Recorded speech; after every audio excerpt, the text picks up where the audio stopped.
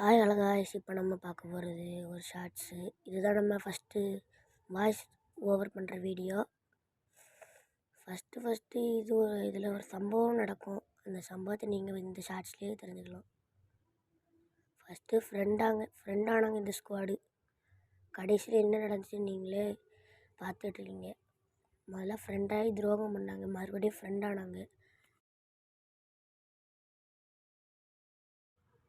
வேறு நாங்களும் ஃப்ரெண்டானோம், ஆனால் அவங்க கேட்கவே இல்லை.